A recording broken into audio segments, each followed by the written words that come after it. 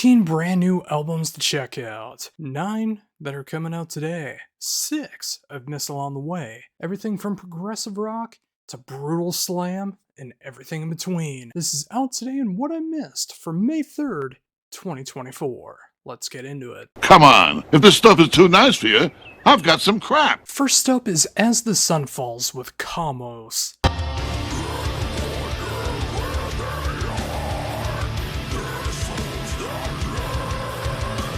This Swiss turned Finnish melodeath band is such a great throwback to that early day, late 90s, early 2000s melodeath sound. It is so heavy, but it's in melodic in the right spots. It really has that Insomnia meets Omnium Gatherum kind of feel behind it, but it is much darker, much heavier, and it just really encapsulates everything that I love about the Finnish melodeath sound. Mix that up with fantastic production and songwriting. I really love where this band is at right now, and I'm so curious to see what's going to be going on in the future, because if this is what they're doing now, and the praise that they're getting right now, I think some great things are on the horizon. Sunsets. Thank God there's only one of these a day. Could it be any more orange? Next up is Doth with the Deceivers.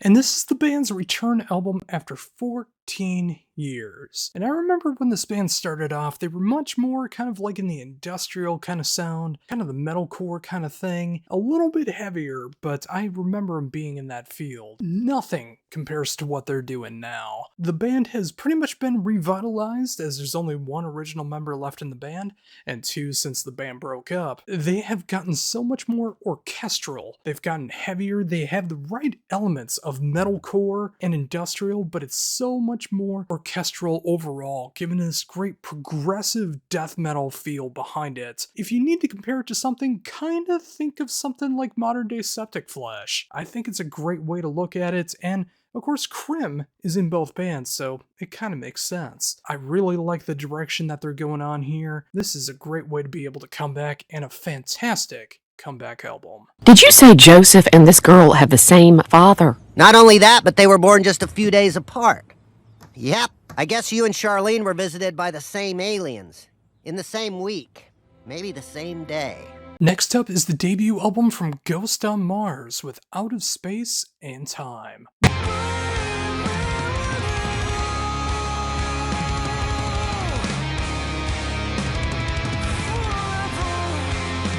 This Italian prog band is everything that I'm looking for in progressive metal today. It is super dark, it gets really heavy in the right spots, but it's very emotional and atmospheric. The way I try to look at it is, it gets dark and heavy, kind of like The Contortionist. You might even hear an occasional growl or two, but it's not the main focus. But you also hear really dark, haunting melodies that you would hear from something like Pain of Salvation or Evergrey, or even Catatonia. And it's all mixed together with some soaring vocals that, especially over the choruses, sound absolutely amazing. Match that up with fantastic production and songwriting, and this is an album that I really hope skyrockets the band. Even though it's just their debut album, I love what's going on here, and any modern day prog fan should be jumping at the bit for this album. Very impressive. Back in the 20th century, we had no idea there was a university on Mars. Coming up next is the latest album from Goth Minister with Pandemonium 2, Battle for the Underworlds.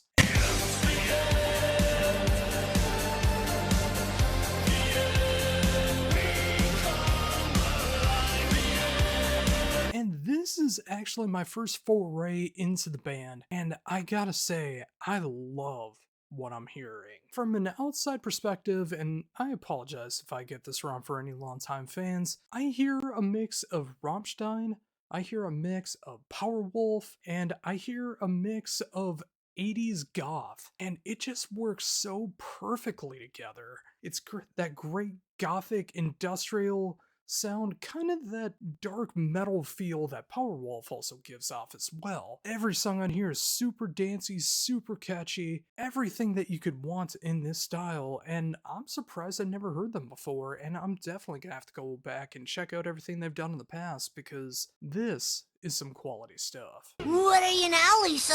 An Oakland Raiders fan? It's called Goth, Eternally Clueless One. Coming up next is the brand new album from, and I apologize for the pronunciation, Leichenreiter, with For Now and Never.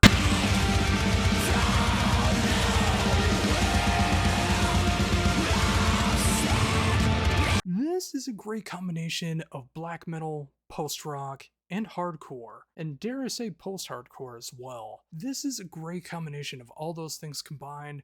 There's some great emotional moments, and then all of a sudden it turns into a circle pit on the quarter turn, and then all of a sudden it gets into some great black metal moments that just sound nice and evil. It has everything that you could want from these styles all mixed together. It sounds very strange on paper, but when you listen to it and see what this band is capable of, it makes some very haunting, beautiful stuff. I'm so surprised I haven't heard them before. This is some quality stuff. Well, sir, I think it is time to turn this pledge drive over to Troy McClure.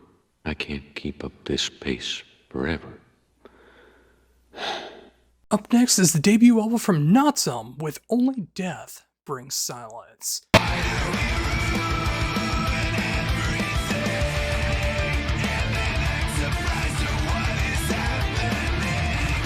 Notsum stands for something I can't say in a YouTube video or else I'll get blocked for some reason, is an Ottawa band that really combines things that I love. It has a great sense of melodic death metal sound, like if you're looking for something like Dark Tranquillity or the Halo Effect or Horizon Ignited, this is here. If you're also looking for something of that second wave metalcore sound, something kind of like Unearth or God Forbid, it's also in here as well. It's a great combination of both styles, and the lyrical content really does talk about the state of the world right now and how we pretty much ruined everything. I mean, we kinda did. But at least this soundtrack is well worth listening to for the end of the world. The universe is a cruel, uncaring void. The key to being happy isn't to search for meaning, it's to just keep yourself busy with unimportant nonsense, and eventually you'll be dead. Next up is Orphean Passage with Apart.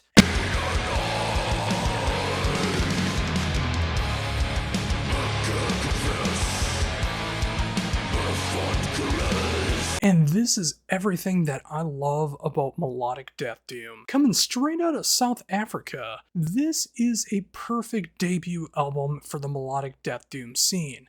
It feels like it's a great mixture of the Peaceville 3, which of course is Anathema, My Dying Bride, and Paradise Lost, and a little bit of vocal stylings that kind of sounds like Paul Kerr of November's Doom, combine a lot of double bass in the right spots, and that pure, unadulterated melodic death doom, and you just have a fantastic and completely solid album in this style. I love this album, and if this is what they're doing on their debut, I feel their sophomore album is just going to grow bigger and grander. You are tearing me apart, Lisa! Up next is the debut album from Violet Eternal with Reload the Violet.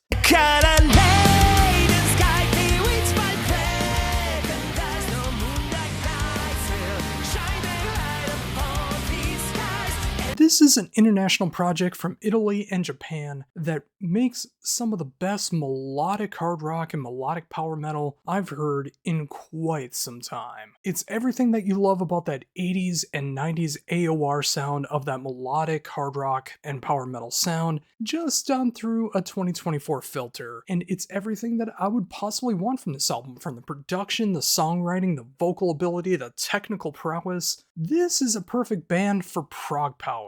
If they're ever to play live shows, this is the kind of band that you would love to see and be in awe. And again, considering this is a debut album, I can only imagine that they're going to get bigger and better from here on out. It says purple stuff inside. Purple is a fruit. And finally, for brand new albums out today, is the brand new album from the Finnish prog band Wheel with Charismatic Leaders.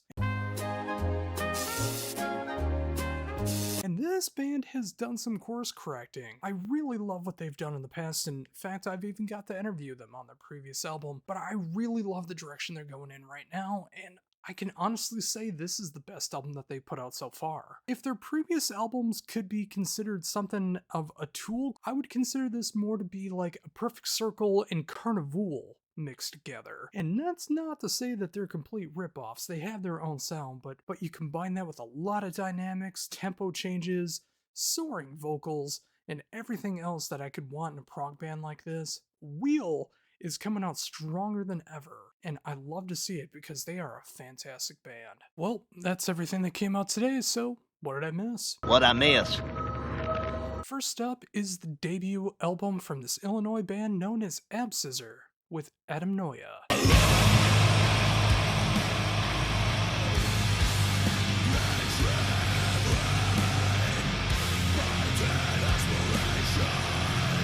And this is an interesting combination that I really dig. Think of progressive death metal and post-rock mixed together. So think of bands like Between the Buried and Me and Rivers of Nile and The Contortionists mixed together with bands like Isis and Pelican, and you have one of the most intriguing listens I've heard, especially from a debut album this year. It gets very rough, it gets very brutal, and then it also gets very relaxing. And then it turns on a dime in the most outrageous ways that fit so perfectly. You won't expect it on the first listen, but every time after, it makes perfect sense. This is some fantastic stuff from an up-and-coming band, and they're already doing this on their debut album, so they're only gonna get better from here on out. Push harder, go past the max, reach over the top, master your ass. Up next is another debut album from Alchemia with Abraxas.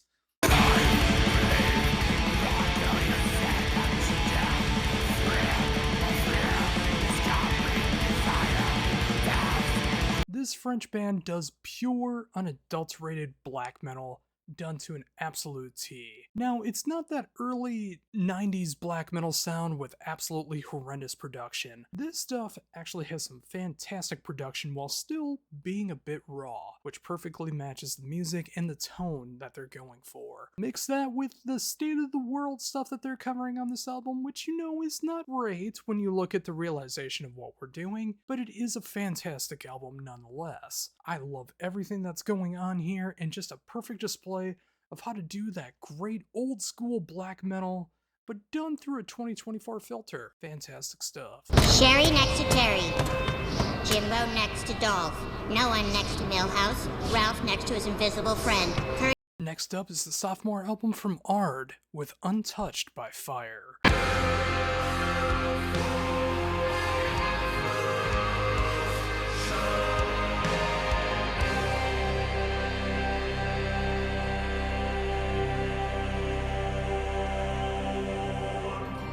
This is melodic doom done to perfection. Ard already made a staple with their debut album a few years back, but this is a continuation of what they were able to achieve with that debut album, but even more grandiose. Production is absolutely stellar. The musicianship on this album is done to an absolute T. The Gregorian chants are back and they work so perfectly well. This is one of the best doom albums of 2024, and there's an absolute great reason for that. And all you have to do is listen to it for yourself to understand why.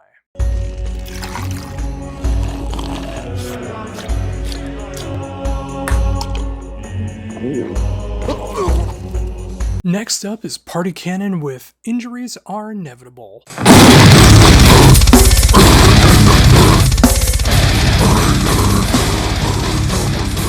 And I'm keeping this one short and sweet. If you hate Party Cannon, you will hate this album. If you love Party Cannon, you will love this album. If you've never heard of Party Cannon before, imagine the most extreme tongue-in-cheek brutal death and slam that you can hear. It's got the great sound clips from movies and TV shows as always, all the breeze, gutturals, screams, everything that goes along with that, breakdowns, all that stuff. It is the perfect definition of what slam and brutal death is all about, and it's Party Cannon.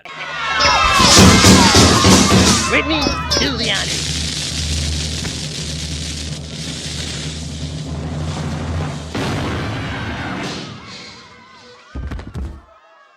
Next up is Thalia with The River of Books.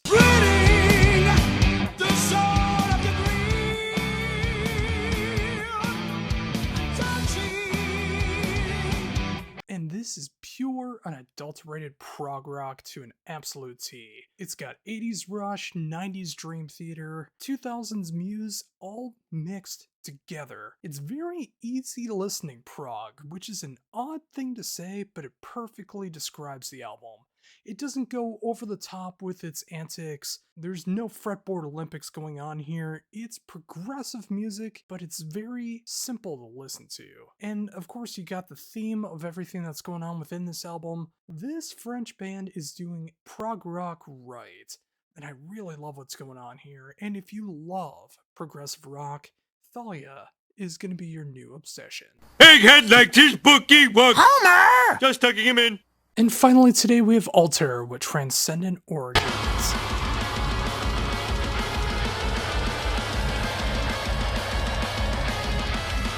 This Finnish tech death band does something a little bit different than your normal tech death bands. Of course, it has the over-the-top playing, the absolute brutality that goes into the musicianship, and especially the vocals. But there is that odd sense of groove and melody that also goes along with it. So when you hear something that's done to the absolute extreme, something like Origin or Necrophagist, you'll hear this Gojira riff come out of nowhere that fits so perfectly with the music, that catches you off guard, but it makes you bang your head. That is some fantastic stuff. I love what this band is doing, and I love it when tech death bands actually try to innovate the genre, rather than just show off everything that they're capable of. That's what Alter does. Couldn't you have just turned up the heat a little? Oh, heavens, no. It had to be Terror Sweat.